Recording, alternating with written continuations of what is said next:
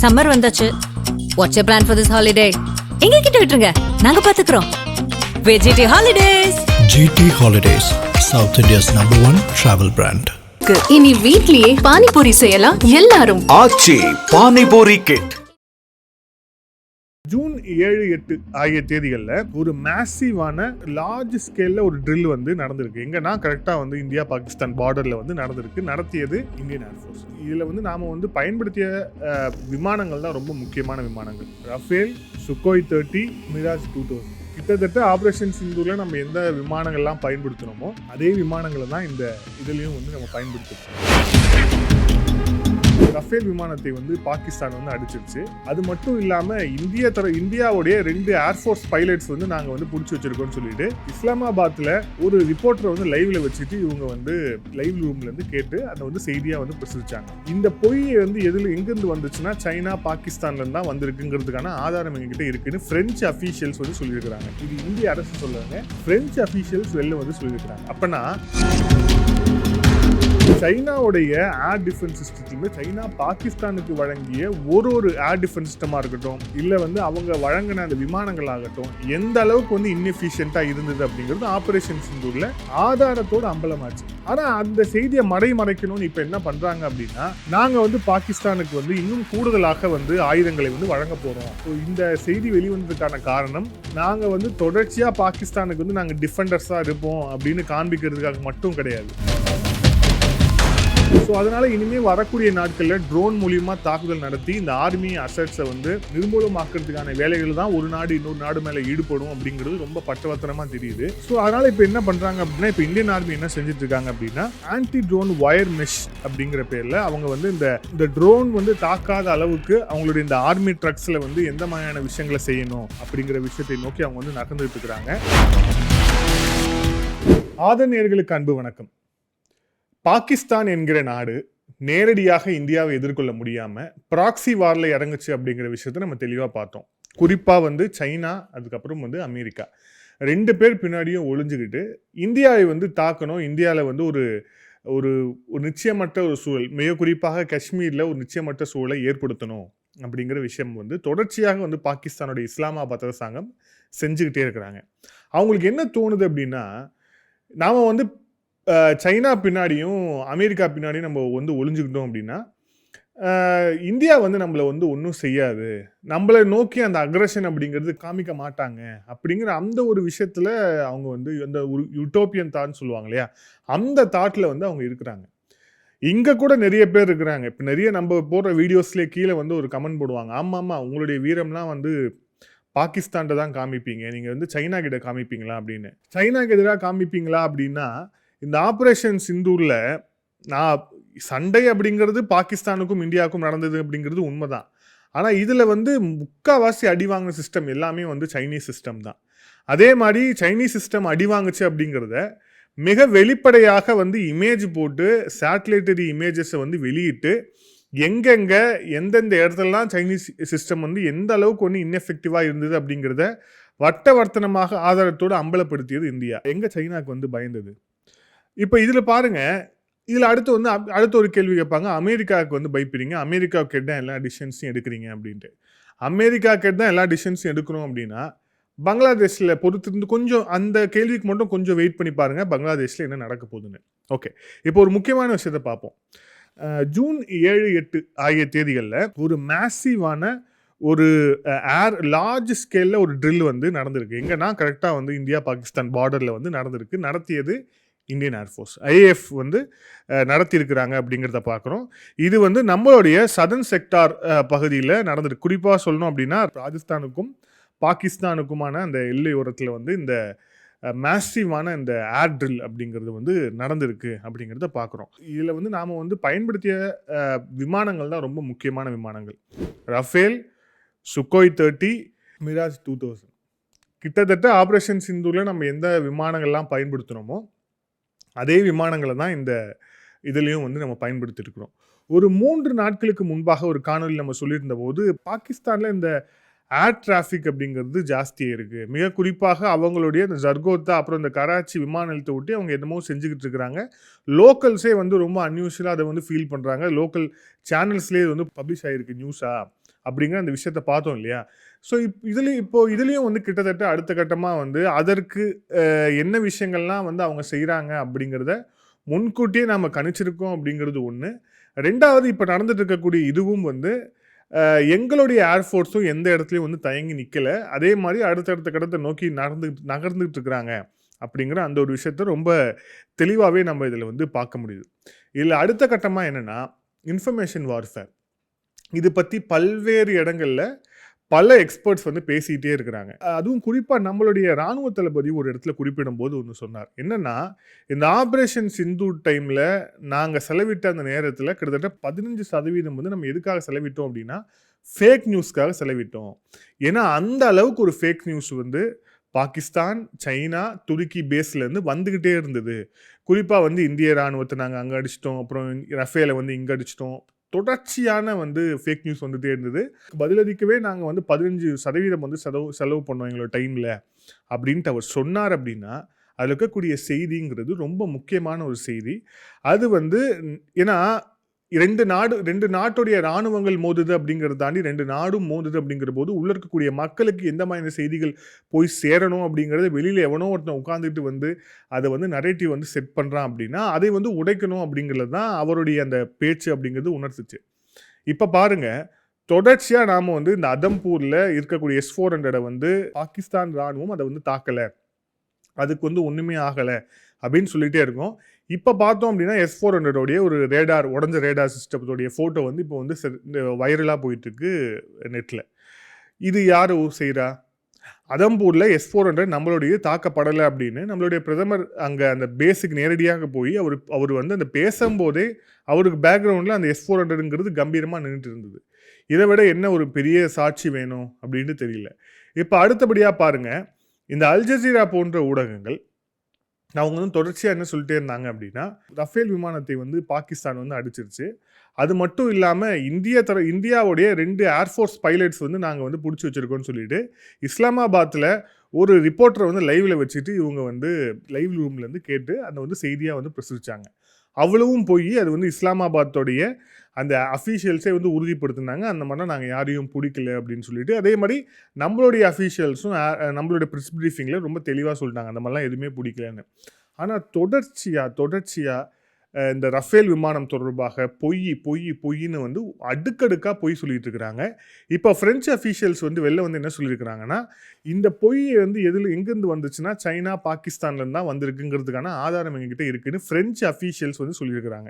இது இந்திய அரசு சொல்லலைங்க, ஃப்ரெஞ்சு அஃபீஷியல்ஸ் வெளில வந்து சொல்லியிருக்கிறாங்க. அப்போனா இவங்க எந்த அளவுக்கான ஒரு அந்த நரேட்டிவ் பில்டிங்கில் வந்து இவங்க தொடர்ச்சியாக வந்து ஈடுபட்டுகிட்டே இருக்காங்கன்னு பார்க்குறோம்.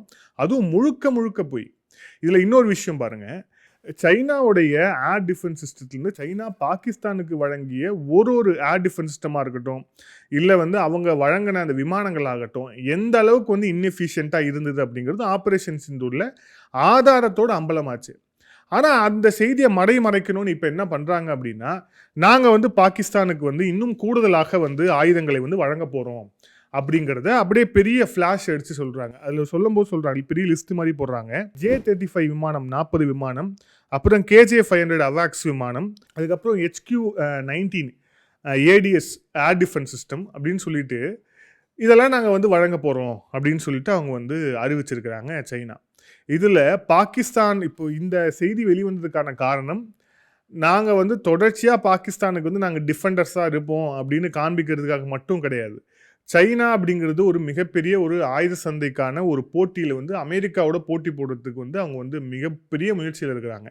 இந்த ஆப்ரேஷன் சிந்தூரில் சைனாவுடைய இந்த ஆயுதங்கள் வந்து இன்எஃபிஷியண்ட்டாக போனது பிறகு அவங்களுடைய ஆயுத வியாபாரத்துக்கே ஒரு மிகப்பெரிய கேள்விக்குறி வந்துருச்சு. அதுக்கு மிகப்பெரிய ஒரு ஆபத்து வந்துருச்சு. ஸோ இந்த ஆபத்தை நம்ம எப்படியெல்லாம் ரெக்டிஃபை பண்ணலாம் அப்படின்னு பீஜிங்கில் உட்காந்துக்கிட்டு வந்து ஒயிட் டீ குடிச்சு யோசிக்கும் போது உங்களுக்கு என்ன தோணுது அப்படின்னா, பாகிஸ்தானுக்கு நம்ம இன்னும் அள்ளி வழங்கலாம். அப்போது வந்து அது வந்து செய்தியாக, அது எப்படி செய்தியாக போகும்னா, பாருங்கள் பாகிஸ்தான் இந்த வாரில் ஜெயிச்சிட்டாங்க அதனால தான் அவங்க வந்து சைனா கிட்ட இருந்து வந்து இன்னும் கூடுதலான விமானங்கள், கூடுதலான ஏர் டிஃபென்ஸ் சிஸ்டம்லாம் வாங்குறாங்க. இதுலேருந்து என்ன தெரியுது, சைனீஸ் சிஸ்டம் வந்து அவ்வளோ எஃபெக்டிவாக இருக்குது, அதை வச்சு இந்தியா உள்ளிட்ட நாடுகளை யாரை வேணால் வீழ்த்தலாம் அப்படிங்கிற ஒரு மிகப்பெரிய வலிமை வந்து கிடச்சிருக்கு பாகிஸ்தானுக்கு.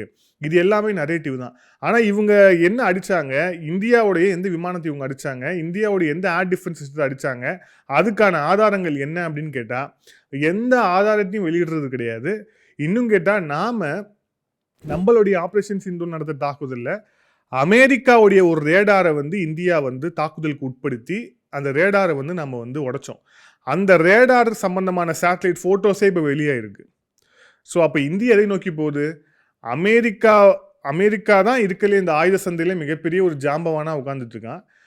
நாங்கள் அவனுடைய ரேடார் அடித்த ஃபோட்டோஸே நாங்கள் வெளியிடுறோம் அப்படிங்கிற போது சைனீஸ் ஃபோட்டோஸை வெளியிடுறதுக்கு எங்களுக்கு என்ன தடை இருக்குதுன்னு சொல்லிட்டு அவங்க வந்து தொடர்ச்சியாக வெளியிட்டுக்கிட்டு இருக்காங்க. ஆனால் இது எதை பற்றியுமே கவலைப்படாமல் நாம் இந்த நரேட்டிவ் வந்து தொடர்ச்சியாக வந்து பில்டப் பண்ணுவோம் அப்படிங்கிற விஷயத்தை நோக்கி தான் அவங்களோட ஃபுல் கான்சன்ட்ரேஷன் இருக்குது. அது அடுத்தடுத்து எப்படி போகுது அப்படிங்கிறத நம்ம வந்து பொறுத்து இருந்து பார்ப்போம். இதில் இப்போ நம்ம சைடில் இருக்கிறதுக்கான டிஃபென்ஸ் அப்டேட்டுங்கிறது ரொம்ப முக்கியமான அப்டேட்டாக இருக்குது. ஏன்னா இந்த ஆப்ரேஷன் சிந்தூரில் நம்ம மிக முக்கியமாக வந்து பயன்படுத்தின, அதேமாதிரி ரொம்ப எஃபிஷியண்ட்டாக இருந்த இந்தியாவுடைய எதிரி நாடுகளே வந்து ஒரு நடுங்கக்கூடிய அளவுக்கு இருக்குது அப்படின்னா அதுக்கு மிக முக்கியமான காரணம் பிரம்மோஸ் ஏவுகணை. அதில் வந்து மாற்றுக்கிறது இல்லை.